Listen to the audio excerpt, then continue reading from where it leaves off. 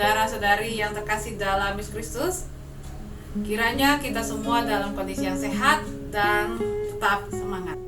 Mari siapkan hati kita untuk sapaan Gembala GKI Delima saat ini. Mari kita berdoa. Tuhan Yesus yang sangat baik, sangat bersyukur untuk segala pimpinan tangan kasih Tuhan. Tuhan, urapilah kami sehingga kami boleh terus merasakan perjumpaan dengan Tuhan dalam keseharian kami. Terima kasih Tuhan, dalam Yesus kami berdoa. Amin.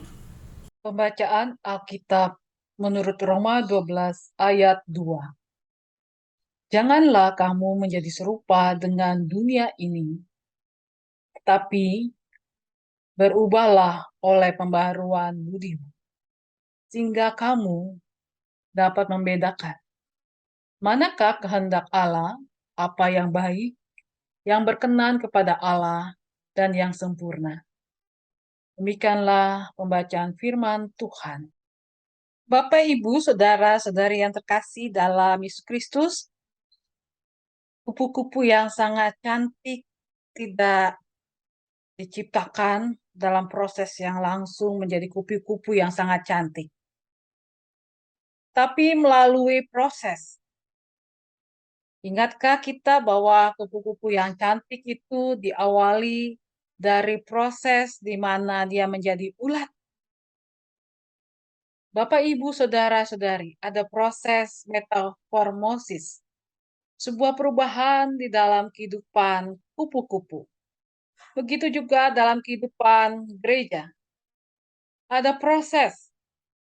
Kita tahu bahwa gereja bukan dimulai dari jumlah yang besar, tapi diawali dari jumlah yang kecil.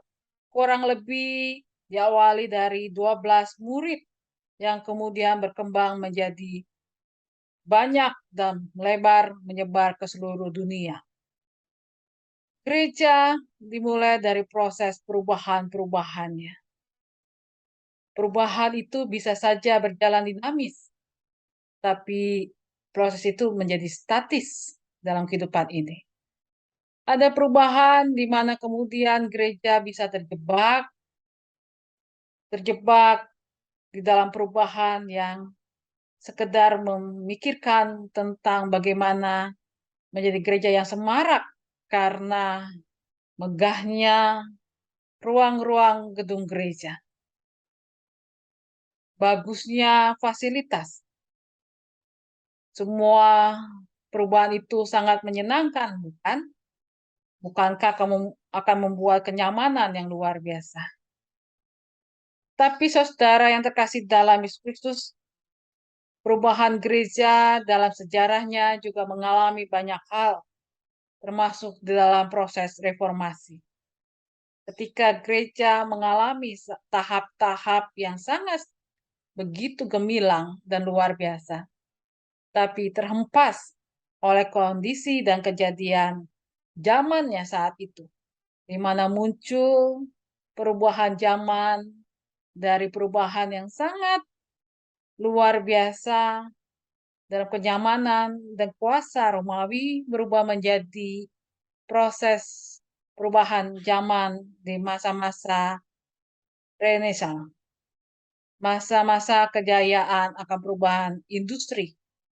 Sehingga mau tidak mau kemudian banyak hal yang beralih dari menggunakan tenaga manusia, budak-budak mengalih atau beralih kepada mesin-mesin. Dunia menjadi sangat sosialis. Saat seperti itulah terjadi kondisi di mana kerajaan-kerajaan besar mulai mengalami krisis, termasuk krisis dalam hal ekonomi. Gereja pun berdampak, di mana gereja pun kemudian harus terdesak dan tertekan. Gereja pun terdesak dan tertekan dengan tekanan pajak dan tekanan dari pemerintahan dan kemewahan status quo akan hal materi. Sehingga gereja kemudian atau saat itu para pemimpin gereja menjadi lupa diri dan menjual surat pengampunan dosa yang harusnya menjadi otoritas dari Tuhan Yesus Kristus menjadi legitimasi dari para pemimpin. Bapak, Ibu, Saudara-saudari yang terkasih dalam Yesus Kristus, perubahan zaman tidak bisa kita elakkan. Karena itu adalah warna dunia dalam kehidupan kita.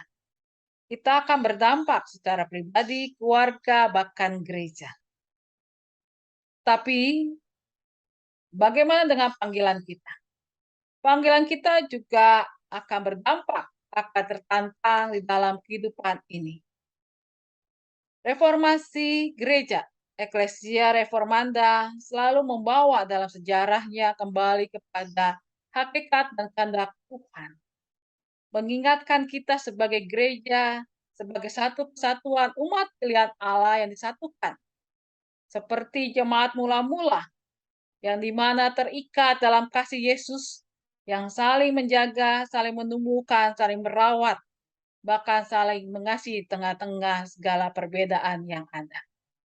Di mana kasih Tuhan bukan sekedar menjadi bagian yang disuarakan, didoakan, diharapkan, dan dirindukan, tetapi dihidupi dalam kehidupan keseharian.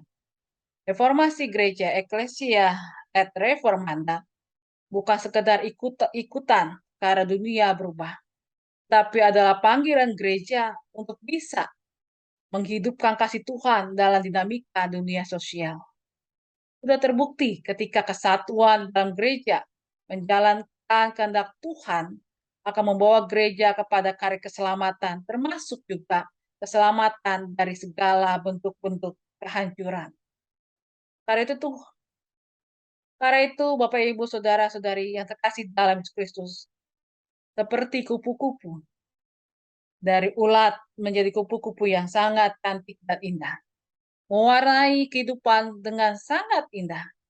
Begitu juga dalam kehidupan gereja. Perubahan tidak bisa ditampik dalam kehidupan sosial, akan berdampak baik gereja secara mini, yaitu kita secara pribadi, keluarga, bahkan gereja kita, GKI Delima.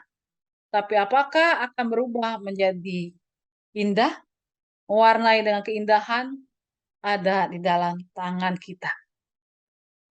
Sebagaimana kita menghayati panggilan Tuhan dan menghidupkan panggilan Tuhan sebagai satu bentuk gereja yang terpanggil dan dibentuk sebagaimana disaksikan di dalam firman Tuhan menjadi gereja jemaat mula-mula, di mana setiap orang, setiap hati memenuhi ruang hatinya dengan kasih Tuhan dan mengalirkan kasih Tuhan dalam kehidupan kita. Eklesia et Reformanda adalah perjalanan sejarah kehidupan gereja yang menjadi panggilan dan identitas kehidupan kita. Supaya kasih Tuhan akan benar-benar nyata dalam perubahan-perubahan hidup kita. Tuhan Yesus memberkati kita. Amin. Mari Bapak, Ibu, Saudara-saudari yang terkasih, kita bersatu dalam doa. Kita berdoa. Allah yang luar biasa dalam Yesus Kristus, kami berdoa hari ini secara khusus di tengah-tengah kehidupan perubahan zaman ini. Tuhan urapi kami sebagai gereja. Biarlah setiap orang yang berkumpul bekerja melayani Tuhan memiliki hati seperti Kristus dalam kesatuan dan kerendahan hati.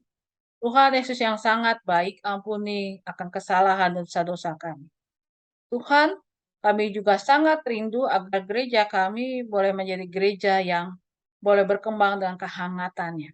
Sekalipun dunia ini berubah, baiklah kami juga berubah di dalam kasih Tuhan, berubah di dalam pelayanan yang lebih menyentuh setiap jiwa-jiwa, berubah untuk belajar menyangkal diri, mengosongkan diri, dan bersatu hati untuk melayani Tuhan.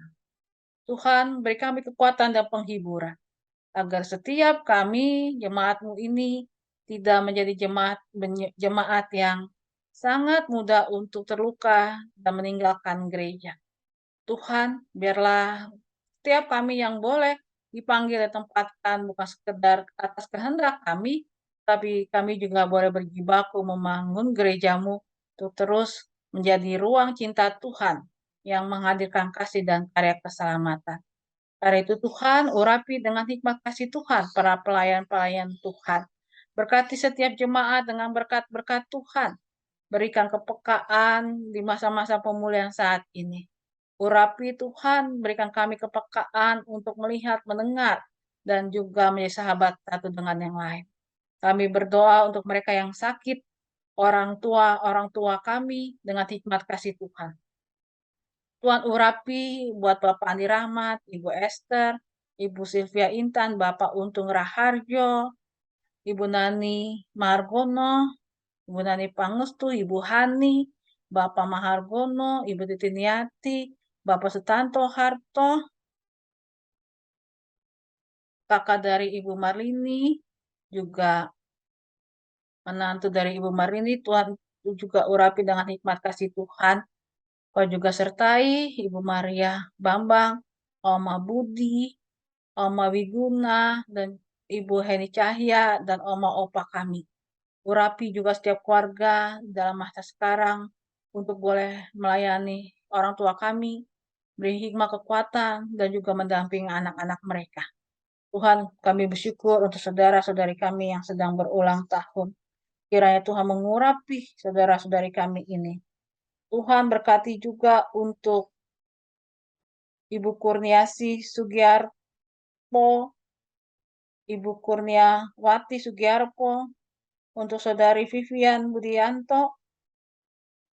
Kiranya tangan kasih Tuhan mengurapi dengan hikmat kasih Tuhan dan kekuatan tangan kasih Tuhan. Tuhan Yesus yang sangat baik, pulihkanlah kehidupan dunia ini. Beri hikmah kekuatan kepada kami untuk menjaga kelestarian kehidupan bangsa dan negara kami, dan juga menjadi berkat teladan dalam kehidupan dunia. Tuhan, tolonglah kami. Dalam Yesus kami berdoa. Amin.